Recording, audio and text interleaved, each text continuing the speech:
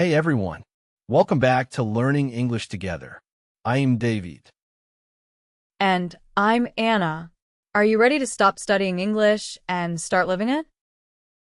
Today we are talking about something super important, meeting new people. That's right. Whether you're at a party, at work, or traveling somewhere new, you will always need to introduce yourself.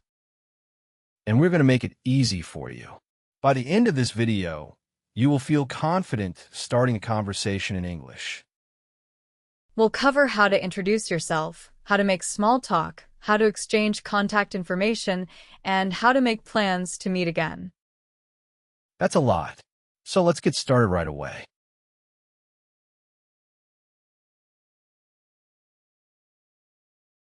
Okay, Anna, let's start with the basics.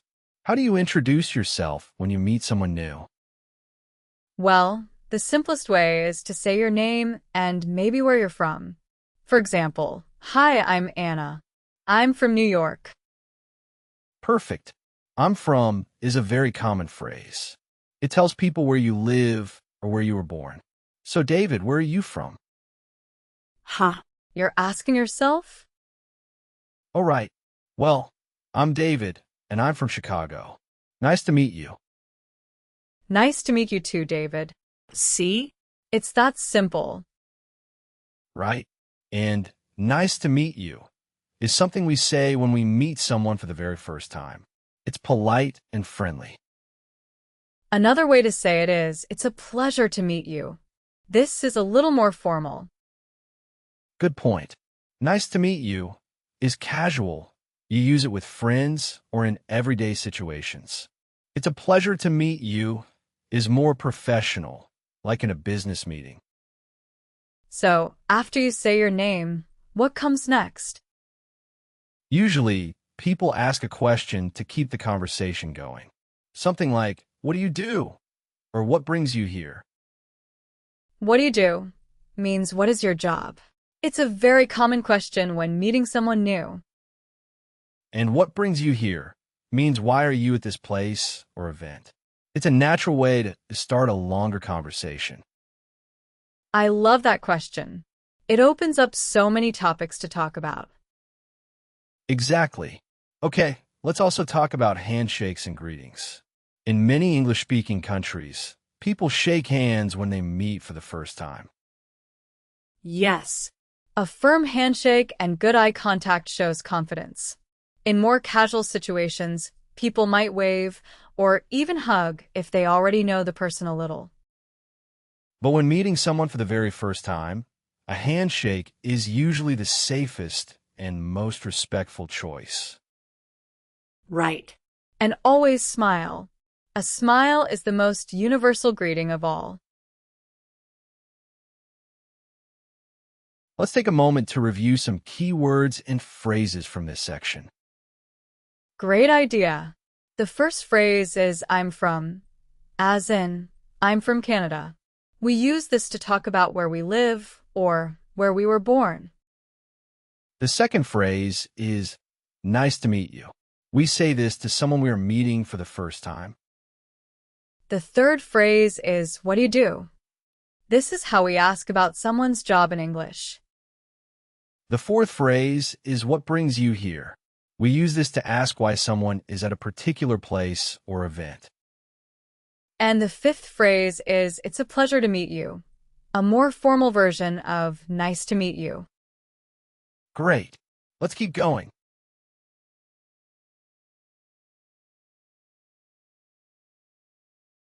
Okay, so you've introduced yourself.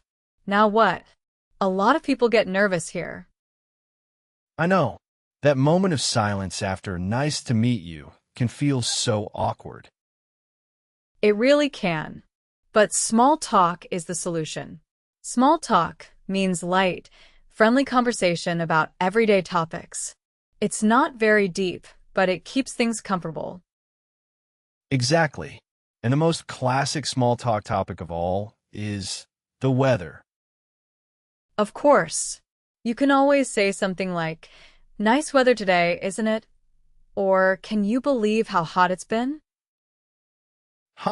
The weather is a safe topic because everyone experiences it. Nobody gets offended by talking about the weather. Other great small talk topics are hobbies, travel, food, and sports.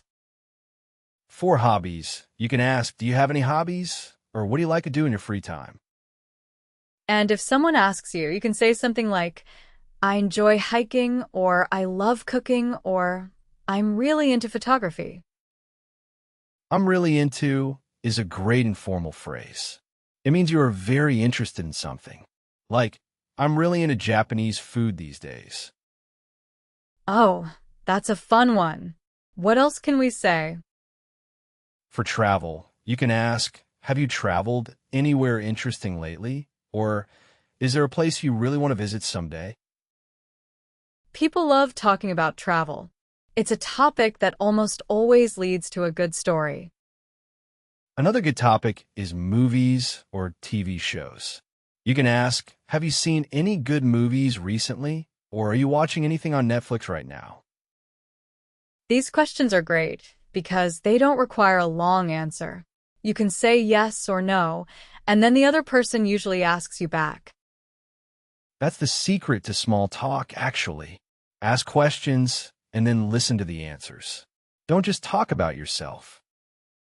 So true. People love to talk about themselves. If you ask good questions and listen carefully, people will think you are a great conversationalist. And conversationalist means someone who is good at having conversations. You want to be one of those people. Ha. Yes, definitely. One more tip. If you don't understand something someone says, it's completely okay to ask them to repeat it. Absolutely. You can say, sorry, could you say that again? Or I'm sorry, I didn't catch that. These are very polite ways to ask someone to repeat themselves. And people are always happy to help. Nobody will think less of you for asking. Let me highlight some key words from this section. The first one is small talk. This means light, casual conversation about everyday topics like weather, hobbies, or food. The second phrase is, I'm really into. This means you are very interested in something. For example, I'm really into cooking. Third, have you traveled anywhere interesting lately? A great question to start a longer conversation about travel. Fourth, I didn't catch that. A polite way to say you didn't understand and you want someone to repeat what they said. And fifth, conversationalist, someone who is good at talking with other people. Perfect. Now, let's move on to the next section.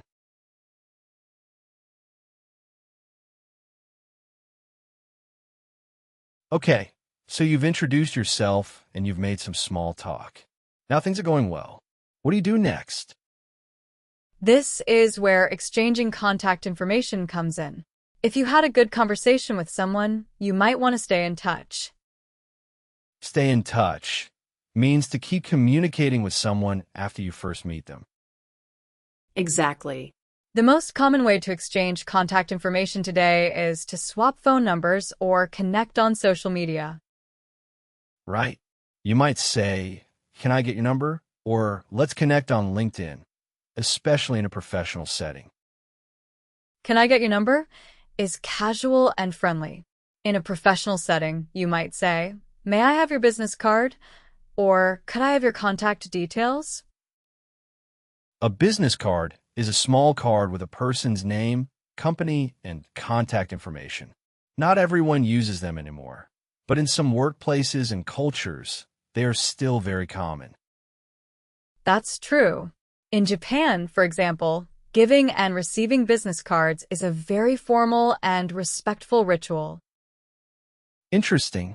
In the United States and many other countries, it's more common now to just exchange phone numbers or follow each other on social media.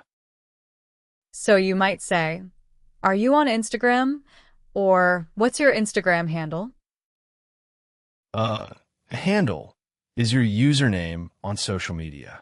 Like, my Instagram handle is at David_English. Ha. Mine is at Anna Speaks English. See? You can tell people your handle so they can find you easily. Another option is to say, let me add you on WhatsApp, or I'll send you a message on WhatsApp.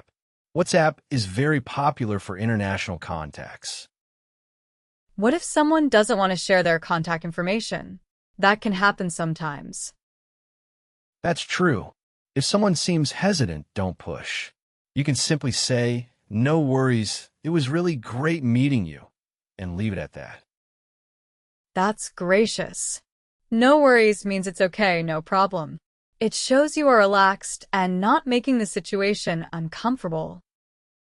Exactly. Not every conversation needs to lead to an ongoing friendship. Sometimes you just have a nice chat with someone, and that's perfectly fine too. And sometimes people say, let's exchange emails, especially in a work context. Email is still very professional and reliable. Good point. So always pay attention to the context. Is this a casual situation or a professional one? That will guide how you exchange contact information. Let's review the key phrases from this section. The first one is stay in touch. This means to keep communicating with someone regularly. Second, can I get your number? A casual, friendly way to ask for someone's phone number. Third, business card. A small card with contact information used in professional settings. Fourth, handle. Your username on a social media platform. And fifth, no worries. An informal phrase meaning it's okay or no problem. Great. We're almost at the end. One more section to go.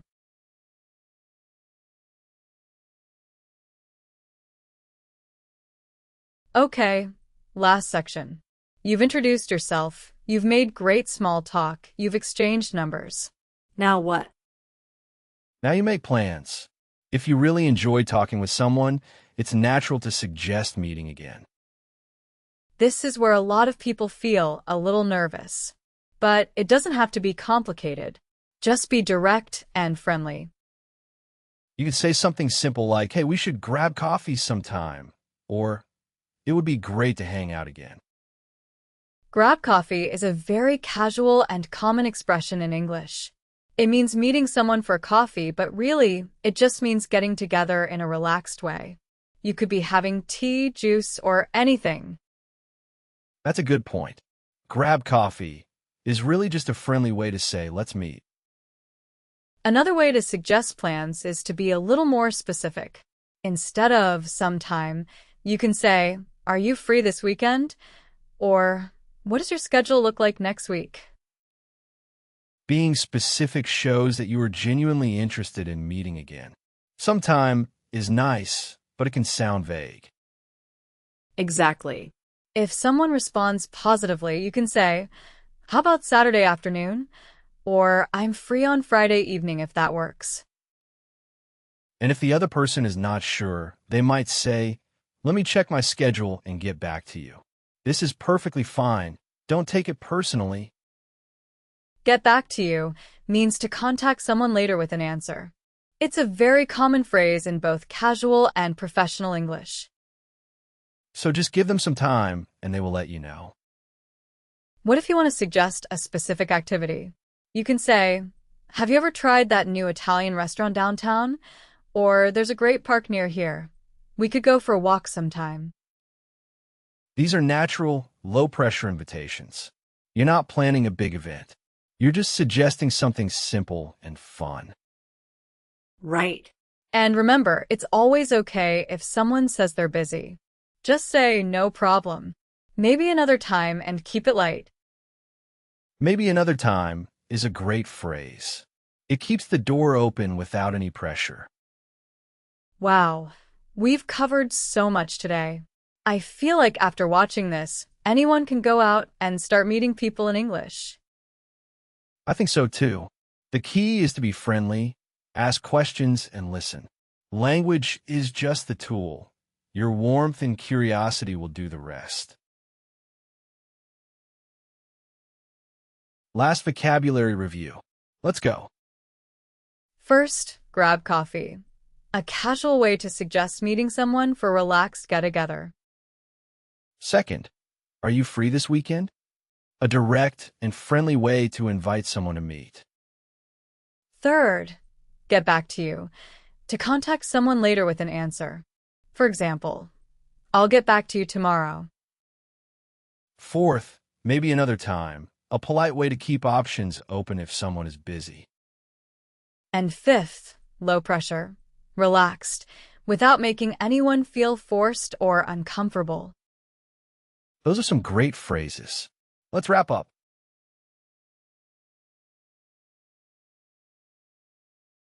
Well, that's all for today's video. We covered a lot of ground. We started with how to introduce yourself, using phrases like, I'm from and nice to meet you. Then we talked about small talk, keeping the conversation going with topics like weather, hobbies, and travel. We also covered how to exchange contact information, from asking for a phone number to connecting on social media. And finally, we talked about making plans to meet again with friendly phrases like, let's grab coffee and, are you free this weekend? If you practice these phrases in real life, you will become much more comfortable meeting new people in English. Remember, everyone feels a little nervous when meeting someone new. That's completely normal. Just smile, be curious, and the words will come.